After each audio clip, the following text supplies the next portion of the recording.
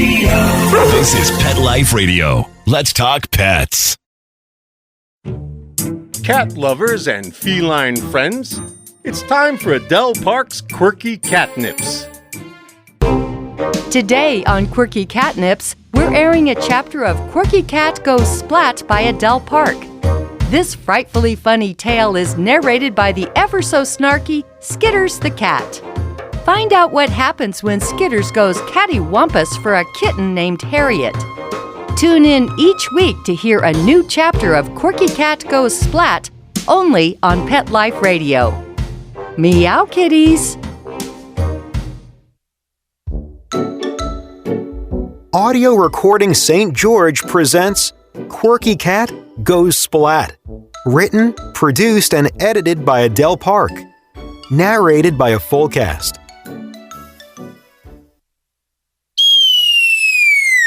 Splat! Meow, bitches. Twisted Tales by Skitters the Cat. Part 4.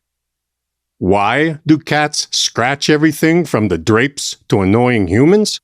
For the same reason dogs lick their balls. It's tremendous fun. My first handler, Nancy Neptune, is the only human I've met who approved of full-throttle kitty scratching. This was primarily because I'd claw the living hell out of any suitor dumb enough to try to sleep in our bed once his business was concluded with Neptune. She didn't care for overnight guests, neither did I. I won't go into how cringeworthy human sexuality is, especially when Neptune is one of the participating parties. Suffice to say, I made myself scarce during such interludes, surfacing only at the precise moment when Neptune wanted her partner gone. She'd signal the proceedings were over by loudly slamming a drawer, knowing this sound triggers post-traumatic stress symptoms, hearkening back to the time she ran over my paw. Right on cue, I'd rip across whoever was unfortunate enough to be in our bed, nails fully extended. It worked like a charm every time. As a way to thank me for my services, Neptune allowed me to scratch anything in sight as long as it wasn't the leather seats in her car. I think that's the only thing she ever owned during the 9 months we lived together. As such, I happily dug into everything that suited my fancy, including all the railings and posts at Legacy Grove, the exquisite spot not too far from Gecko's Gulch where we once lived. My new humans are sticklers when it comes to scratching, so whenever I feel the need to make my mark on the world now, I find something outside to work on. I've come to terms with these new rules, but I take extreme umbrage with those who scoff at the nail artistry I performed at Legacy Grove. When the house was presented to my arch nemesis, Blue McKenna, she launched a full-scale effort to eradicate all traces of the time I spent there. I retaliated by licking Blue's hairbrush. I swallow gobs of hair every day, so it was no fur off my back. I moved on to strategically placing a semi-live tarantula near Blue's bed, knowing she'd step right on it while making one of her numerous nightly bathroom runs. My God, this woman pees a lot. Blue should look into wearing one of those adult diapers. Chapter 4. Blue McKenna. When Scotty's ex-wife, Colette, figured out she couldn't ruin Brandon's summer, she decided to try and wreck mine, or at least the first part of it anyway. I'd been looking forward to having Lexi stay with us at Gecko's Gulch for a couple of weeks before she went to LA. My twin nieces think Lexi is better than cartoons and cupcakes, all rolled into one, so they were excited about her visit. Colette started working over Lexi the second school let out. We were in the car headed for Gecko's Gulch when the barrage of guilt-laden text messages began. By the sixth night, Lexi caved in and asked to leave early. The twins were devastated. As a way of making up, Colette concocted a plan for the twins to get together with Lexi when they visited California next month. Always the big shot, Colette arranged this whole thing with my sister Moon, not bothering to fill me in. Moon will be there, so I won't have to worry about the safety of the twins. Colette isn't exactly mommy dearest, but you wouldn't want to leave her alone with anyone under the age of 18. I've done my best to get along with Colette, even though she acts like a human grease trap. She wallows in the most bottom-feeder situations imaginable. I'm willing to tolerate Colette's gunky ways because I love the Spinkle kids. I even invited Colette to our wedding, although it privately irked me to no end, especially when Colette RSVP'd that she'd be attending. Scotty bet she wouldn't come, claiming Colette was too cheap to shell out for a plane ticket. He won, but lost the wager about his old girlfriend, Nancy Neptune. Of course, Neptune didn't bother to let us know she was coming. She just showed up in Naval, Utah. She lives in New York City, for hell's sake. Because of the distance, you'd think Neptune would be easy to avoid. Social media and Skype keep her tethered to my small circle of friends, enabling her to surface at the most unfortunate times. I have to admit, Neptune really wasn't much of a problem at the wedding. I didn't notice Neptune until the reception, and even then she spent most of her time hanging out with her scrappy cat, Skitters. Before moving to New York, Neptune had the nerve to act like she was doing my twin nieces a favor by dumping Skitters off at Gecko's Gulch. Just like Neptune, Skitters has this aggravating habit of making himself part of every gathering whether others want him there or not. Skitters jumps in whatever vehicle is heading out and no one challenges him. Except me. I refuse to let this strung-out sack of stripes ride in my car. I don't know if Neptune was invited to the surprise engagement party Scotty threw in my honor, but I dodged a bullet by her not being there. The ballroom at Diamonds in the Desert was packed with people. I've never loved anyone as much as I do Scotty, but sometimes he gets a little carried away. Scotty is the only groom I know who was more enthusiastic about his wedding than the bride. It was kinda cute in some ways. It could also be level 4 annoying. We went round and round about the details. In the end, I was able to convince Scotty that we should have the kind of wedding that brought our family together, not put us on display. My idea was to exchange our vows on the front porch of the house at Legacy Grove. During the 6 years I had lived there, I fantasized about spring nuptials with a make-believe groom. I got to experience the dream vicariously when one of my best friends, Nadine Reinhardt McElprang Stratton Viapondo Davenport Milner, had one of her many weddings in the orchard at Legacy Grove. Scotty didn't want to wait until spring, so he devoted his weekends to cleaning up the site in preparation of a December 28th wedding. Recruiting Brandon, Taj, and Tom Wakefield wound up being a really good idea. They got the job done and even had some fun. I agreed with Scotty's idea to invite all our guests to the rehearsal dinner since everyone had to travel to our wedding. We reserved the entire hotel in Naval and rented a fleet of limos and vans. The courtyard at Gecko's Gulch was turned into Party Central. The night before the wedding, we had a chili cook-off with guests competing to win a golden ladle, which Lexi and the twins had bedazzled with about 100 pounds of craft materials. Since our wedding was just a few days after Christmas, we filled the courtyard at Gecko's Gulch with potted evergreen trees. It smelled so green and heavenly. Lexi and the twins decorated the trees with white lights and sparkly gold ornaments. They had made a lot of them during the weekends the guys were cleaning up the wedding site. Gecko's Gulch is plunked down in the middle of the desert, but it can get chilly during the winter, especially in the evening. To keep our guests from going into thermal shock, heaters were scattered throughout the courtyard. By the time the dancing started each night, the partygoers had warmed the place up to the point where we actually had to turn them off. Scotty is kind of a glitz junkie, especially when it comes to any sort of production involving an audience.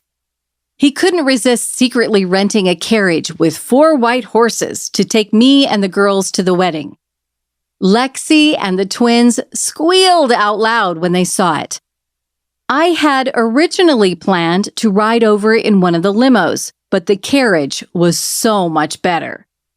Traveling to Legacy Grove, I felt like a princess in my ivory wedding dress and floral head wreath.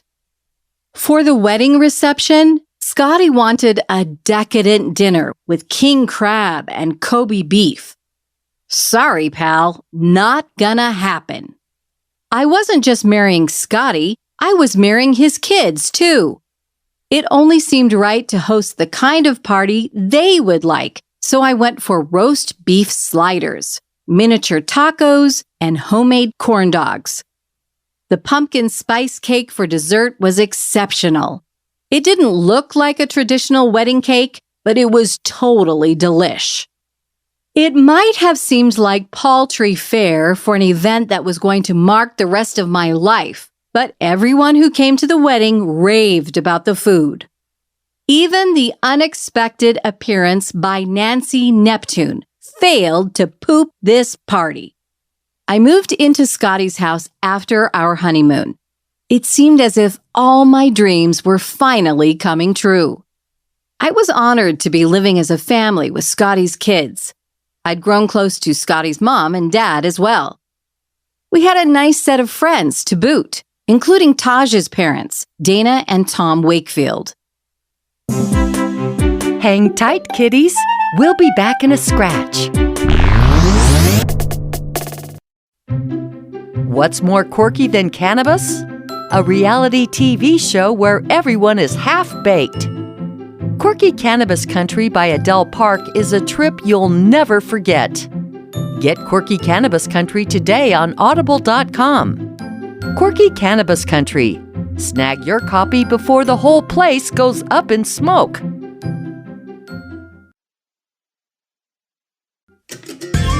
We now return to more of Quirky Cat Goes Splat by Adele Park on Pet Life Radio.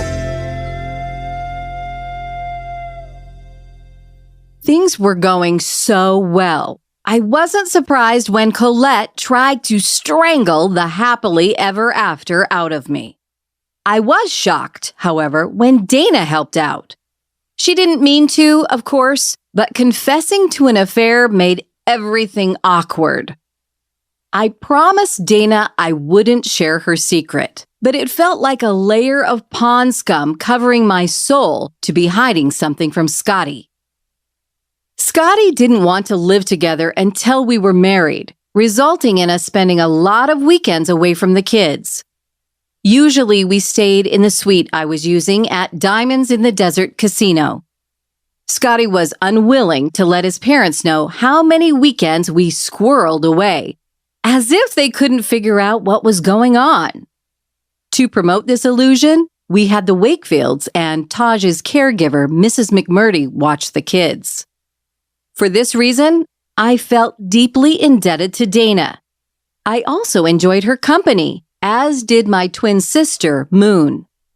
I don't know why, but whenever I find a new friend, Moon has this exasperating way of commandeering their attention. For example, she hired my friend Nadine to work as her business manager and even moved her into Gecko's Gulch when things went sour for her in Naval. Nadine has since remarried and moved up north.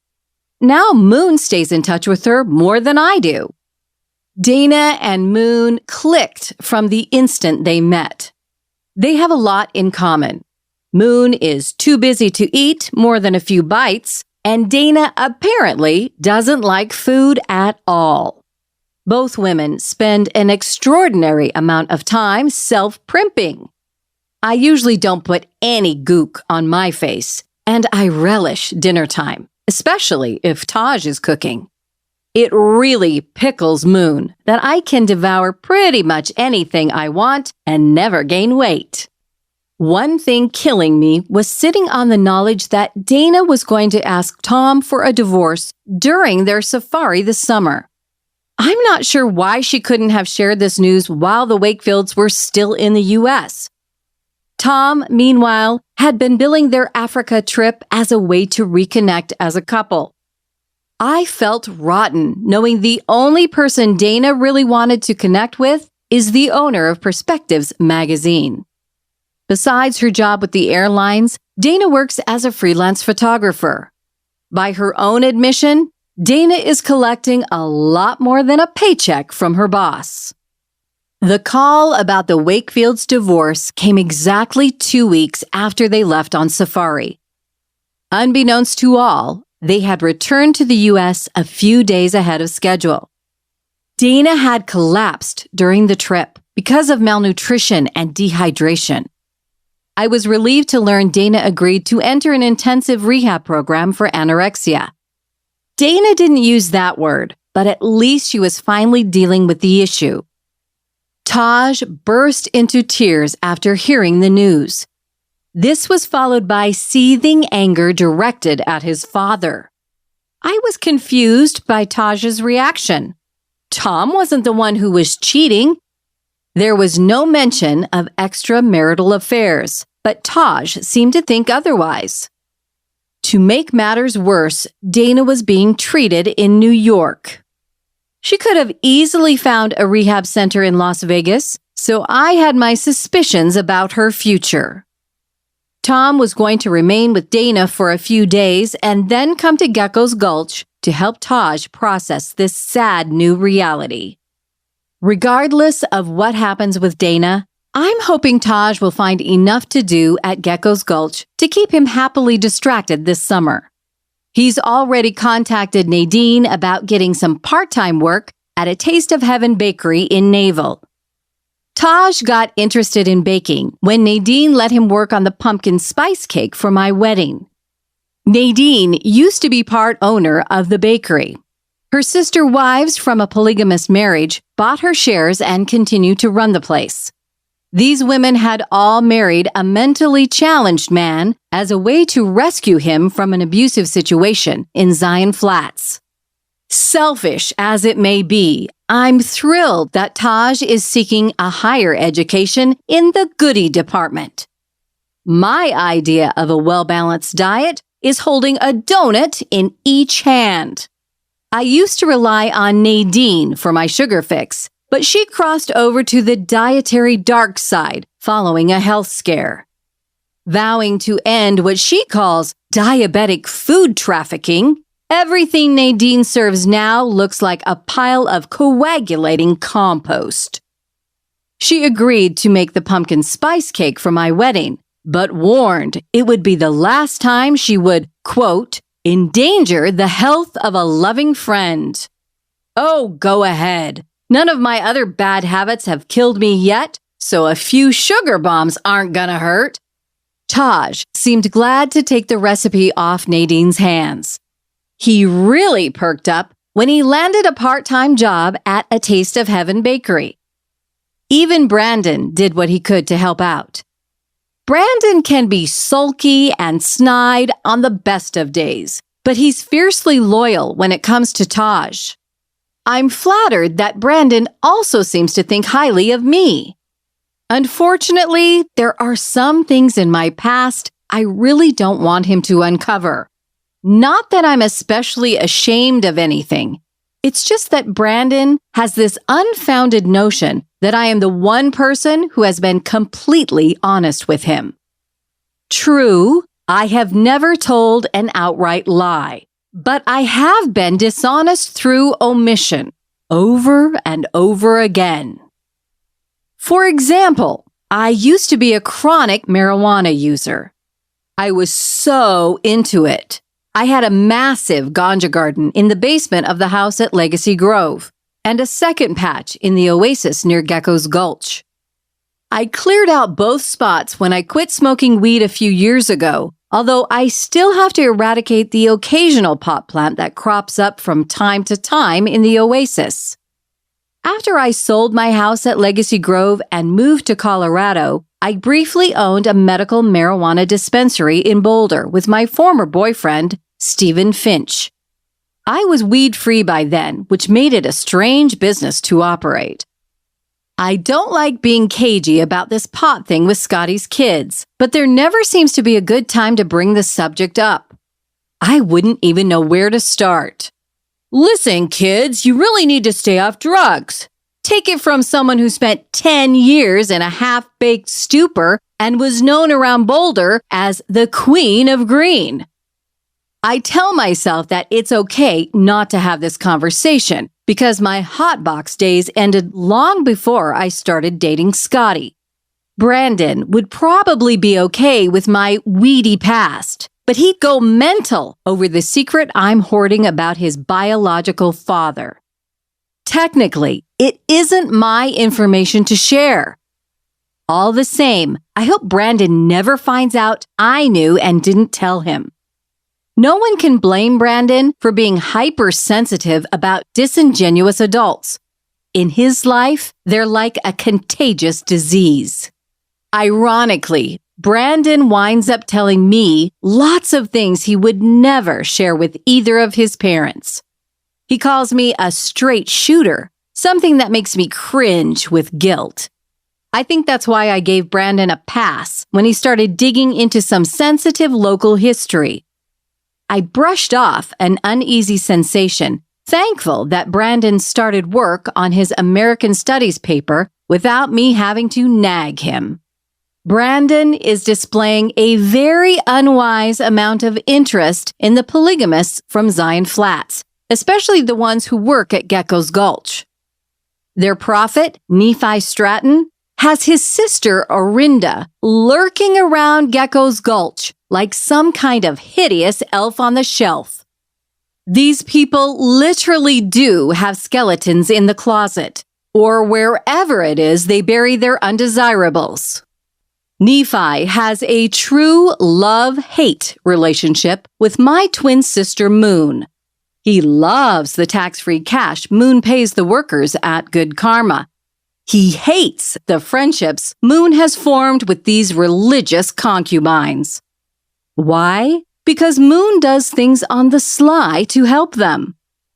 Isla Ray Stratton is one such example. Moon did everything short of a PowerPoint presentation to show Isla Ray how to cut and run. There's other things too, which are a little less obvious. Moon finds ways for polygamous mothers to communicate with teenage sons who have been ousted. A shocking number of young kids have been tossed out like the trash, so the older men in Zion Flats can have multiple wives. Having Orinda on the scene has put a damper on a lot of this communication. Moon says the other women are afraid of her. As well they should be. Rumor has it that Orinda murdered her husband and her sister wife. Based on the way she treats her stepchild, Evangeline, I'd say she'd like to kill her too. Somehow, Nephi convinced a mobster named Nicholas DeLuca to marry Orinda. Later, DeLuca got a second wife, Rebecca Barlow. They all lived together at Juniper Hollow till one night DeLuca disappeared. The cops found his blood splattered all over the kitchen at Juniper Hollow. They never found his body. To this day, Orinda claims DeLuca up and abandoned his wives. He was already on the run from the law, so who knows? Realizing her husband was gone, Rebecca supposedly ingested a large amount of a hallucinogenic strain of belladonna. Orinda says Rebecca thought she could fly, so she jumped from the widow's walk on top of the house at Juniper Hollow. No one will ever know for sure because Orinda conveniently tampered with the evidence. Brandon has developed a bit of an obsession with this sordid tale. So far, most of his research consists of reading stories in the online version of the Naval Weekly Banner.